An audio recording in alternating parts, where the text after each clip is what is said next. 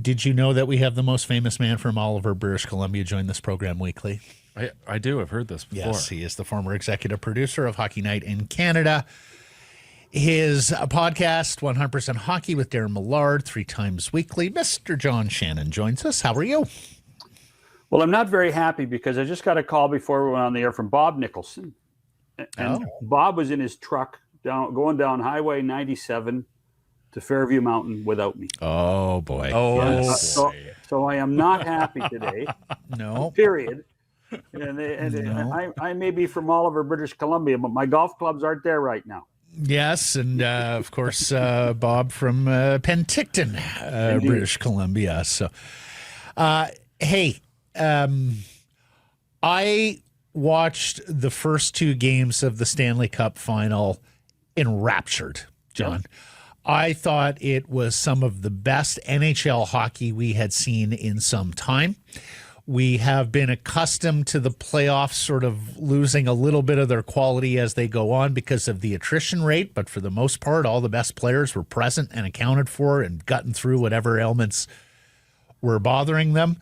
And I started even vocalizing to friends and texting, boy, this brings me back to my childhood. Yeah. Islanders, Oilers, unquestionably the 2 best teams in hockey with a Stanley Cup Finals history.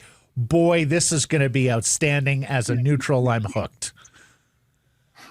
And then last night. Exactly, oh, boy. John. And then last night. And oh, what a downer.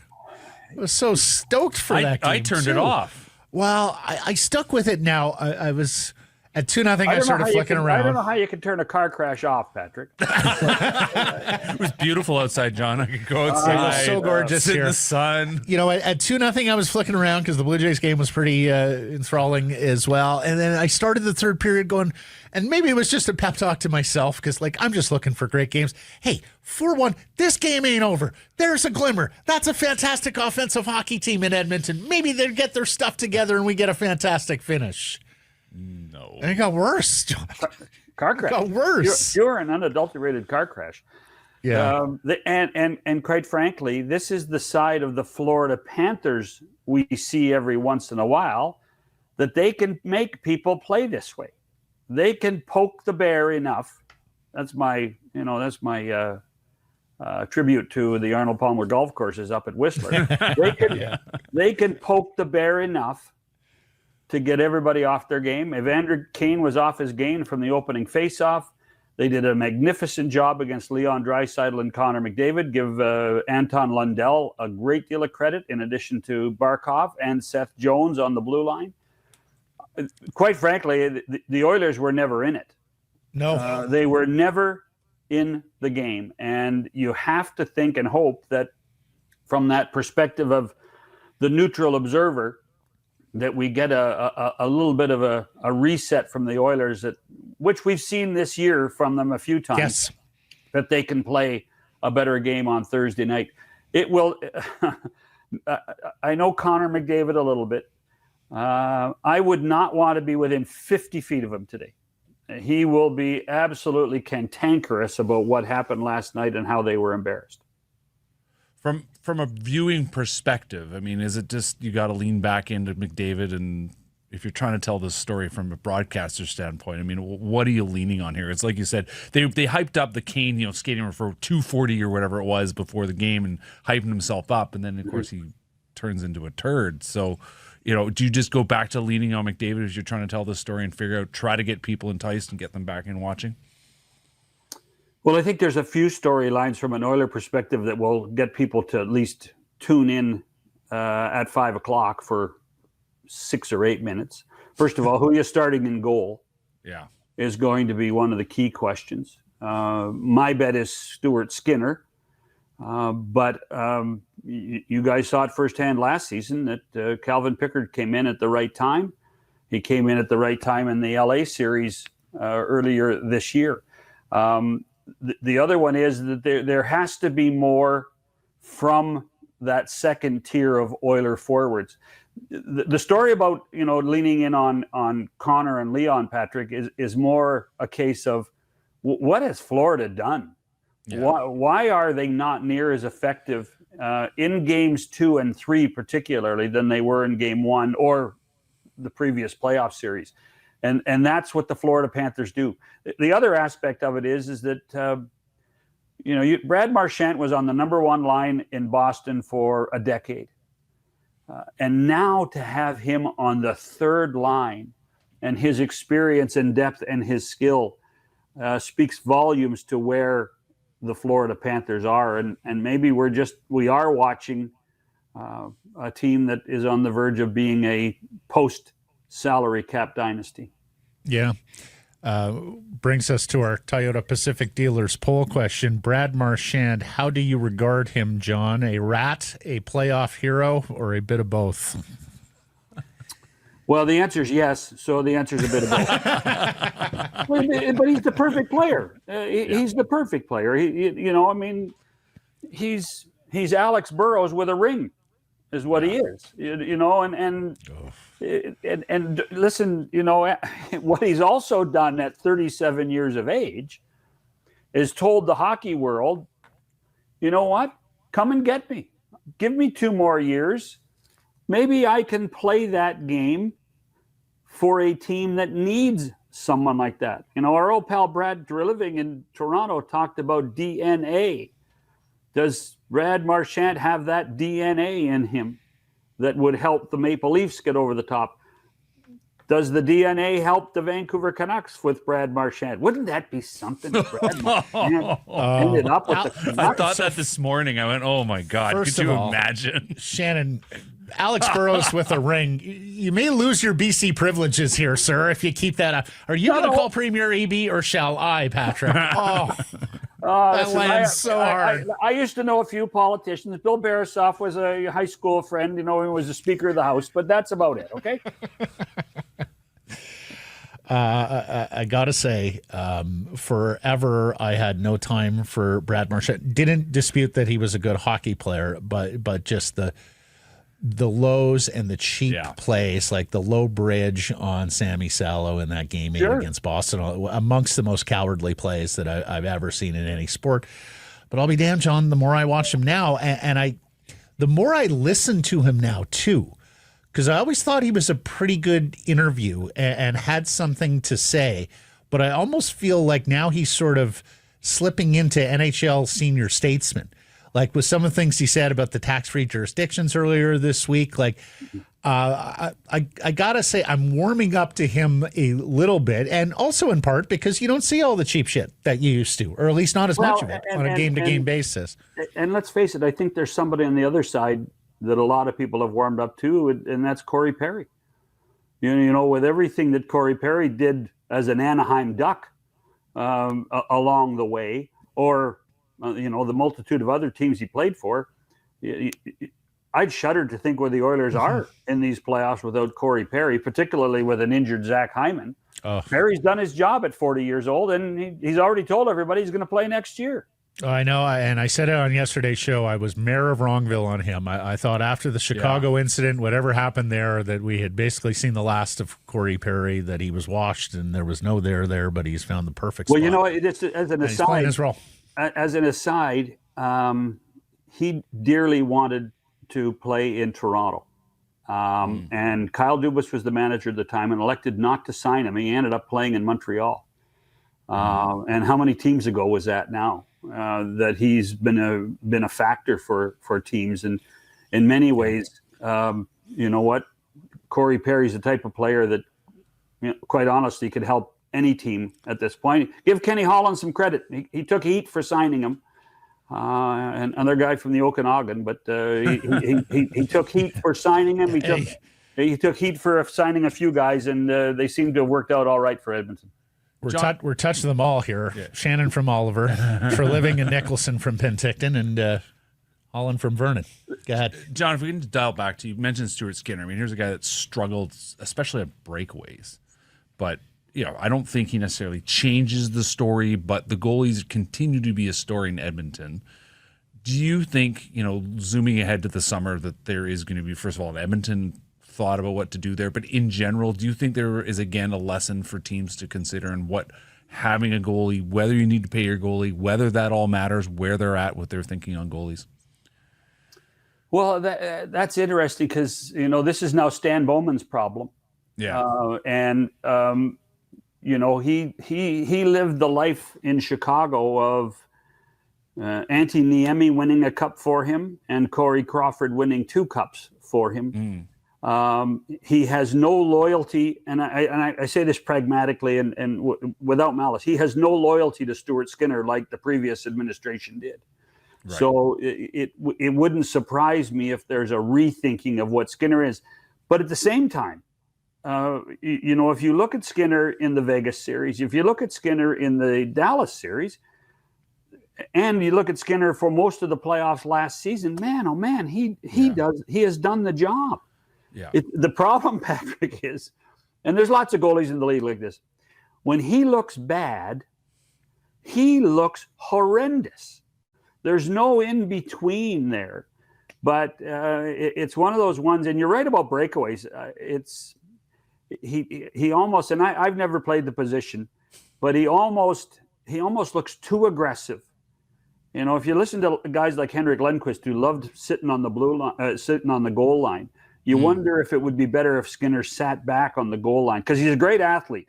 He's got great reactions, but he tends to be so aggressive at times. Got him in trouble in the Dallas series once in I think game 2, and it was I think it got him in trouble last night on a couple of those breakaways. When the game devolves like it did last night in the third period, John, and the most penalty minutes in a Stanley Cup Finals game since Calgary, Montreal in '86, like damn near 4 years. I did that game too. Oh, I remember that series vividly. Does the league like that? Like, do they view it as I think the scoreboard's out of hand, so it's arresting television and it may hook the viewer? Does the league like that stuff? Is there any shame there whatsoever? Or do they just like the fact that there's activity, action, something that's going to make you stop for a second and watch? I think that you can probably slice that any way you want, Matt. I'm sure that there are people in the office that are saying, well, we don't need that. I think there are other people saying, hey, that's hockey. They're prepping for game 4. At a certain point, the league can't control everything. And the league has to live with consequences. And some will think that the consequences are fine. And some will, think that, that's not helping us sell the game to new fans. But unlike Patrick, I think a lot of people did hang around and watch it and wanted to see that. Was there going to be another car crash? Sure. And there was another car crash and another car crash and another car crash last night. But I don't think the league sits around and says, okay, we've got controlled mayhem. Isn't that a good thing? Or we've got controlled mayhem, and by the way, we got to fix that. I think that they live with the reality of what professional hockey is at this point and move on with it. What about Walman squirting the other bench? Oh, the infantile, the juvenile stuff. Henrik Lundqvist got a fine for doing that. So, I would not be surprised if there's an issue of a fine, but are you serious when we're talking punch about people, just don't squirt water at them? Yeah, exactly. We're talking about guys getting clipped with sticks. We're getting guys with massive slashes, and now we're worried about water on the bench. Water, wow. Seth Jones was ballistic about it. Guys, I will have you know that squirting an opponent with a water ball after a game is a 3-game suspension in the adult safe hockey. Oh my league. God! Didn't happen to me, but happened to my buddy Dal. Hey, and where are you with all your broadcasting? Boucher was upset about it, and I don't blame him. That's probably an expensive suit. Do you like the guy between benches in the Cup final? I like 3 broadcasters in the Cup final. So when you and there's a simple reason. I'm not for it all the time, but when you have a series where you have the same 2 teams playing for 4, 5, 6, 7 times, But I feel for Craig Simpson at times, because I don't know by the time we get to game 4 what more can be said I always teach people you have to find 6 different ways to say the same thing. Well, Yeah. Craig's the double digits now. So. Yeah, I'm so with you on 3-man booth for the Cup final because it distinguishes, right, the Cup final from other series. I also love, especially when it's a good broadcaster like Ray Ferraro, who's down between the benches because they bring you a perspective that you just don't get from up high. And needless to say, you're going to have insight on a series from working that spot that I just don't think you get from up top. I would love to see Rogers adopt that model going forward for the Cup final. Let it be Ray. I'm sure it's.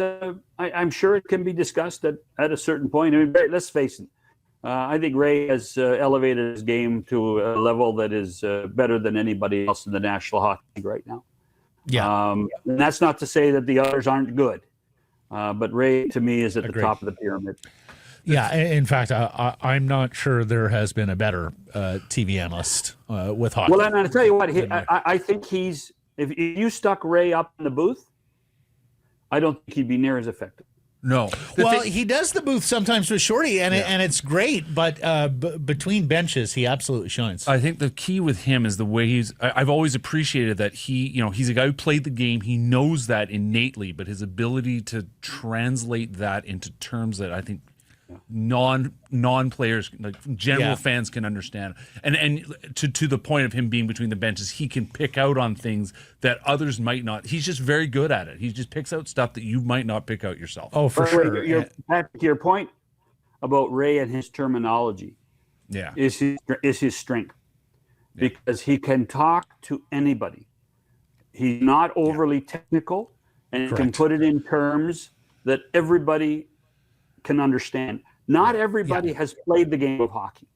Not everybody understands the strategy of hockey, but Ray can put it in terms that the layman can understand, the 10-year-old can understand, the grandmother and grandfather can understand. That's it. He serves all audiences. He's got a great vocabulary. He understands, whom he is speaking to, that the audience matters most, not the sort of inside hockey guys. The other thing is, much like Bob Cole and a lot of the great play-by-play guys, he's got an anticipation about him too. Like, he rises as the moments rise in the game.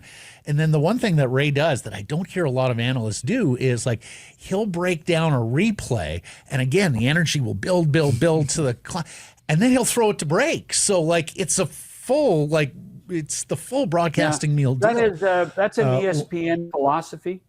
ESPN has their analysts throw the commercial breaks because it gives them another chance to stick another replay in, rather than just having a close-up or a crowd shot. It allows them to do some analysis for that last 10 seconds before they go to commercial. The fascination with Ray in that position, though, is there's actually probably about a third of the ice he doesn't see, right? Because he doesn't see the near left and the near right corner. So then he has to rely on his production team, and he has to rely on Sean McDonough to carry him through that. And that's the one thing he would say, is that every once in a while he needs a little bit of help with those near corners where like head coaches, they don't see a thing. Right. All the more reason for the 3-man booth, though, right? With somebody up high who can fill in that gap. Correct.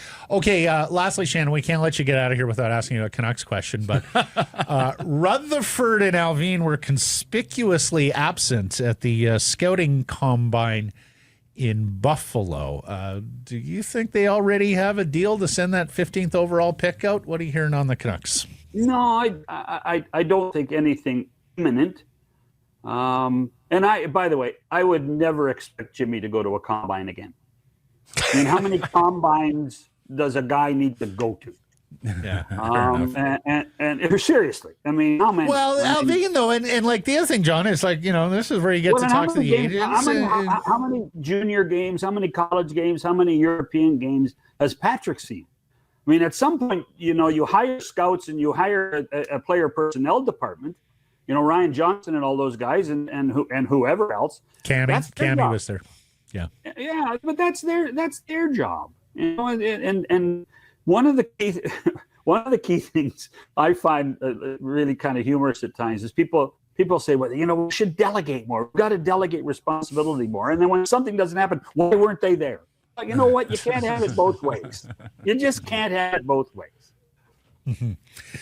John Shannon delegating his tea time at Fairview today to Bob Nicholson to join us. Thank you, sir, for this. Until next week. Cheers, boys. See you, John.